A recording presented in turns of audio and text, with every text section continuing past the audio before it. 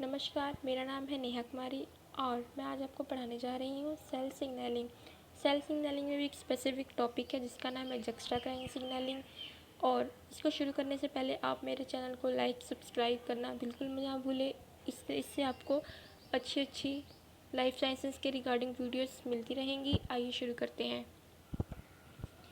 तो पहला क्वेश्चन हमारे माइंड में आता है, सेल सिग्नलिंग होती क्या है।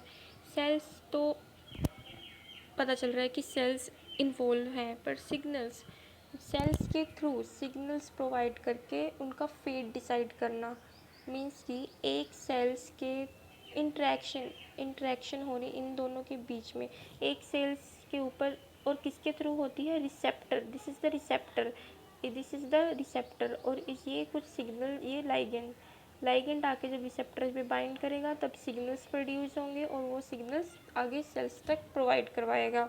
बट जो सिग्नल्स होते हैं वो सिग्नल्स भी किस तरह के सिग्नल, आखिर में किस तरह के सिग्नल की बात हो रही है, तो वो है इंफॉर्मेशन की रिगार्डिंग।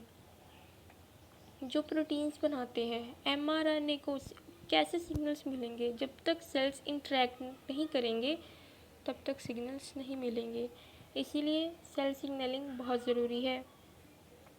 और सेल सिग्नलिंग के फीचर्स, स्पेसिफिसिटी होनी चाहिए, एक स्पेसिफिक लाइगेंड से ही एक स्पेसिफिक रिसेप्टर बाइंड करने की क्षमता, और एम्प्लीफिकेशन, सिग्नल्स आ तो रहे हैं लेकिन थोड़े हो तब सेल्स अगर वो कलेक्ट ही नहीं कर पा रहा है, इसीलिए एम्प्लीफिकेशन भी ज़रूरी है।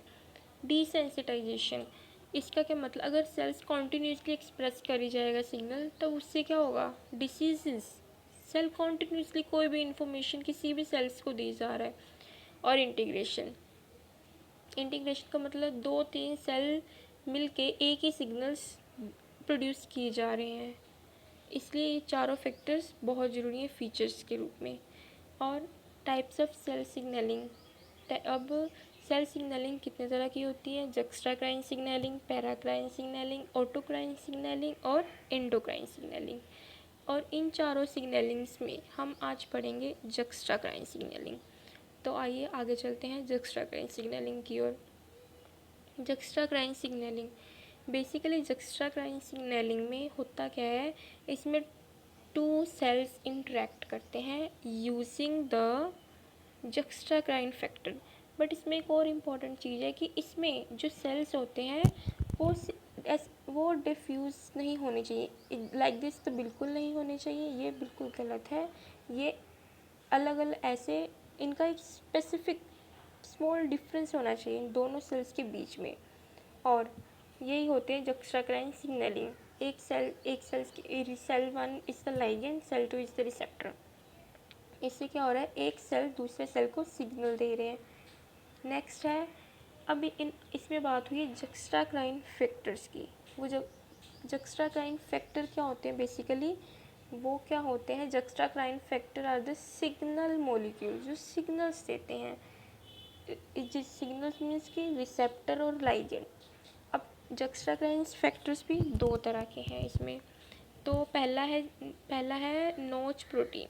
जक्स्ट्राक्राइन फैक्टर पहले कौन से, नोच प्रोटीन। इसमें क्या है, नोच क्या है, रिसेप्टर है जो कहाँ पे प्रेजेंट होगा, सेल के ऊपर प्रेजेंट होगा। और ये बाइंड किससे कर सकता है, डेल्टा से, जैक से, सीरीड से, ये तीनों से बाइंड कर सकता है। और ये लाइगेंड के फॉर्म में होगा।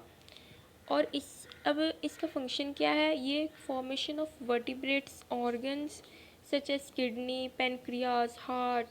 और ये रिसेप्टर है। बेसिकली हम नोच के बारे में बात कर रहे हैं, नोच क्या है, रिसेप्टर है। और इसमें अब क्या होता है, ये जो रिसेप्टर्स होते हैं वो नर्वस सिस्टम के लिए बहुत इम्पोर्टेंट होते हैं। और ये वर्टिब्रेट की आई फॉर्मेशन में भी बहुत इम्पोर्टेंट होते हैं। बेसिकली होता क्या है, इसमें नोच के साथ जब लाइगेंड बाइंड कर लेता है तब ऑप्टिक न्यूरॉन्स बनते हैं। ऑप्टिक न्यूरॉन बनने से ग्लियल सेल्स की फॉर्मेशन होती है। ये नेमाटोड वल्वा की फॉर्मेशन में भी बहुत हेल्पफुल होते हैं। बट जो नेमाटोड वल्वा में ये नोच होमोलोगस टू लिन12 होता है। नेक्स्ट करते हैं हम नोच पाथवे। बेसिकली यही सबसे इम्पोर्टेंट टॉपिक है इसमें, नोच पाथवे कैसे सिग्नल्स देते हैं, कैसे सिग्नल्स नहीं देते हैं, कैसे प्रोड्यूस करते हैं, इसमें हम देखेंगे। ये जो बी वाला है, बी, इसमें हम देखेंगे कि अब इसमें सिग्नल्स हैं। इसमें ये सेल 1 है, ये सेल 2 है। इसमें क्या हो रहा है, notch present on the cell surface और delta is the ligand, notch is the receptor और डेल्टा इज द लाइगेंड। इसमें क्या हो रहा है, नोच डेल्टा के साथ बाइंड करेगा। बाइंड करने से क्या होगा, ये प्रोटीएस एक्टिव हो जाएगा। जो इनएक्टिव फॉर्म में बैठा था वो जब एक्टिव हो जाएगा, प्रोटीएस बेसिकली क्या करते हैं, प्रोटीन की क्लीवेज। तो ये जो साइटोप्लाज्मिक डोमेन होगी, ये साइटोप्लाज्मिक डोमेन को कट कर देंगे। कट करने के बाद ये साइटोप्लाज्मिक डोमेन कट होने के बाद ये कहाँ पे आ जाएगी, न्यूक्लियस।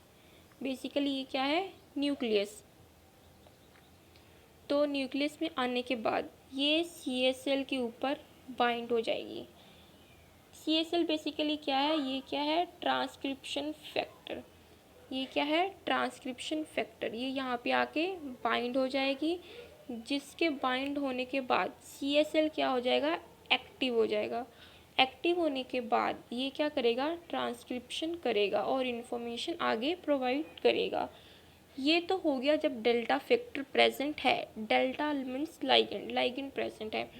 अगर लाइगेंड ही नहीं प्रेजेंट होगा, cell 1 cell 2 no ligand present, हुआ क्या तब, जब लाइगेंड ही नहीं है, कोई सेल को डेल्टा ने नोच से बाइंड नहीं किया, प्रोटीएस ने एक्टिविटी नहीं की, और जब एक्टिविटी नहीं हुई तो रिप्रेसर ऐसे ही बाइंड रहा और CSL इनएक्टिव फॉर्म में बैठा रहा और नो ट्रांसक्रिप्शन बिल्कुल नहीं हुई।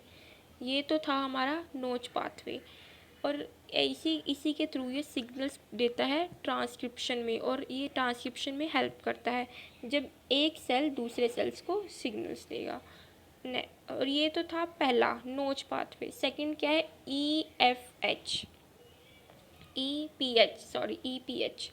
EPH में क्या होता है, EPH में EPH क्या है, रिसेप्टर है। ये एक रिसेप्टर है और बाइंड्स करता है एफ्रिन में।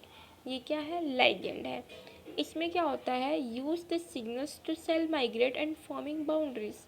इसमें सिग्नल्स प्रोड्यूस होते हैं तो सेल माइग्रेट करते हैं। सेल क्या करते हैं, माइग्रेट करते हैं।